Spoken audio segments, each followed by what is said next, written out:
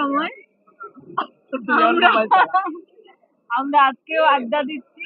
আমরা আসলে দলে আরো ভারী ছিলাম, তো এখন 3 জন মিলে আসলে আড্ডাটা শেষ পর্যন্ত জমেছে। ভাবলাম যে আজকেও আমরা একটু কবিতা পড়ি, কবিতা পড়ি, আড্ডা দেই। তার আগে একটু আগে কথা বলে নিই। সেরকম তুমি তো বইমেলায় প্রতিদিন ছিলে, তাই না? তো এই যে এই 15 সরি কত আমার 12 তারিখে শুরু হচ্ছে মেলা, কবে থেকে মেলা? 26শে ফেব্রুয়ারি থেকে মেলা শুরু হয়েছে। তো এই যে প্রতিদিন তুমি ছিলে, তোমার ফিলিংসটা একটু শুনি আসলে। প্রতিদিন এখানে এসে স্টার করা, তারপরে ইফতারের পরেও দীর্ঘ সময় তোমার এখানে কাটানো, অনেক লেখকের সাথে কথা বলা, কবিদের সাথে কথা বলা, সাংবাদিকদের সাথে কথা বলা, নানা রকম অভিজ্ঞতা কিন্তু তোমার হয়েছে, তাই না? তো তোমার কাছে একটু শুনবো যে তোমার ফিলিংসটা কি আছে। আসলে আমার এইবারের বইমেলা নিয়ে প্রথমে তো অনেক দ্বিধাদ্বন্দ্বের মধ্যে দিয়ে আমরা বইমেলা শুরু করলাম, যে বইমেলা করবো কি করবো না, করতে করতে শেষমেশ অবশ্যই ধারাবাহিকতা বজায় রাখতে আমরা এই যে প্রকাশক কমিটি থেকে সবাই এসে আবার অংশগ্রহণ করলাম। কারণ বইমেলা তো শুধু একটা মেলা না যে বই বিক্রি বা বই প্রকাশ এখানেই শেষ না, এটা আমাদের অনেক দিনের ঐতিহ্য, প্রাণের মেলা। তো আমরা অভ্যস্ত বইমেলা করতে করতে, যেমন আমার নিজেরই দীর্ঘ ধারাবাহিকভাবে 10 বছর আমি বইমেলায় কিন্তু অংশগ্রহণ করছি এবছর। প্রতিদিন থেকেছো মেলাতে?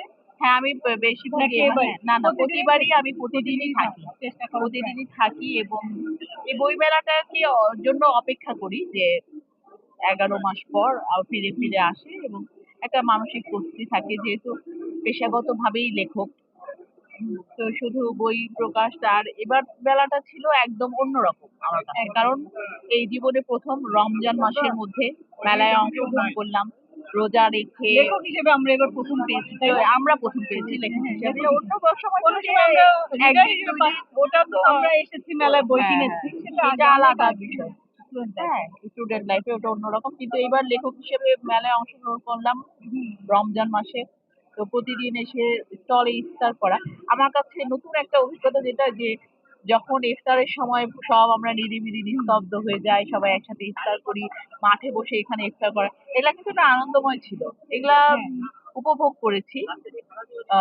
আর বইমেলা যখন শুরু হলো প্রথম ভাবছিলাম যে আমাদের মানে মাহে রমজানের সিয়াম সাধনা আর লেখক জীবনের সাধনা দুটোকে একত্র করে কিভাবে অ্যাডজাস্ট করবো, এটা একটা বিষয় ছিল।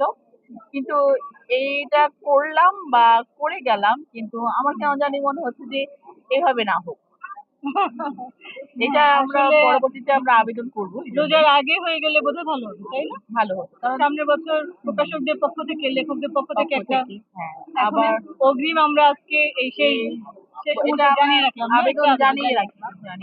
যারা কর্তৃপক্ষ আছেন বিষয়টা আসলে বিবেচনা করতে হবে, সবার জন্য কমফোর্ট হতে হবে। কারণ মার্চে গরম পড়ে যায়, তাই না? মার্চে গরম বৃষ্টি, আর মার্চে আবার ফেব্রুয়ারিতে মানে রমজানটা তো আগাতে থাকবে, ওইটাও অ্যাডজাস্ট করে নিতে হবে, আমাদের টাইমটা অ্যাডজাস্ট করতে হবে। কারণ আমরা যারা নারী লেখকরা আছি, নারী প্রকাশকরা আছি, আমাদের কিন্তু পরিবার, তারপর আবার রমজানে একটা বাড়িতে আমাদের একটা, তো ওইটাও আমাদের ঐতিহ্য।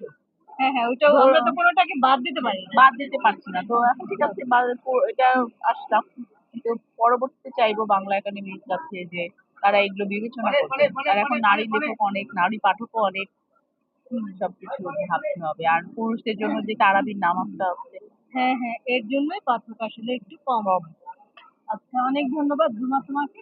গতকাল তোমার কাছে একটা কবিতা শুনেছিলাম, আজকে আমাদের সাথে আরেকজন লেখক আছেন, খন্দকার ফাহমিদা ফেরদৌস।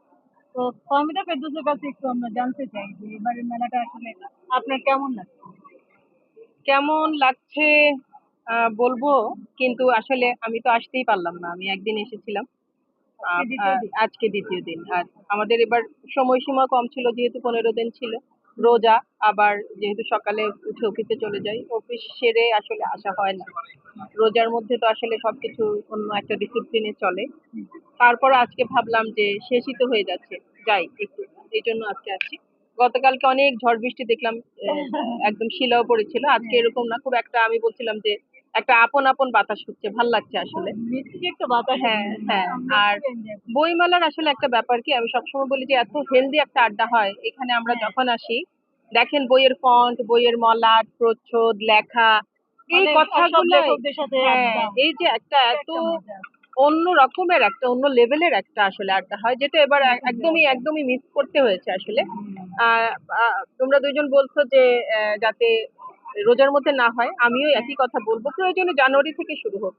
হ্যাঁ, রোজাটা ওইভাবে সেট হোক। সেট হোক, যে হ্যাঁ। কয় মানে যে কয় বছর ফেব্রুয়ারিতে এরকম রোজা পড়ে 4টা যাবে, রোজা পড়বে, ওইটা বিবেচনা করে set হোক। যেন মেলার সময়টা এগিয়ে। সেট হ্যাঁ। হয়। আগে এগিয়ে থেকে আনা। জানালে লেখকরা ওইভাবে প্রস্তুতি নিল।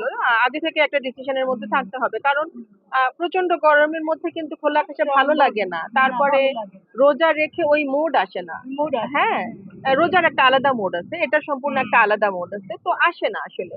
আর জোড়াতালি দিয়ে খুব ক্রিয়েটিভ জিনিসগুলো তো আসলে মুশকিল করা। তো এই আর কি, যাই হোক, একদম না কিছু হওয়ার থেকে একটুখানি হয়েছে, ঠিক আছে, সেটাও ভালো। কিন্তু আগামীতে চাইবো, পুরোটাই চাই যাতে রমজানে যেন না হয়, রমজানের আগে শুরু হোক, আমরা আগে আমরা আগে এটাই করবো। হ্যাঁ, আর যদিও সবাই এবার নাকি কথা হয়েছিল যে ভাষার মাসে হতে হবে, অসুবিধা নাই।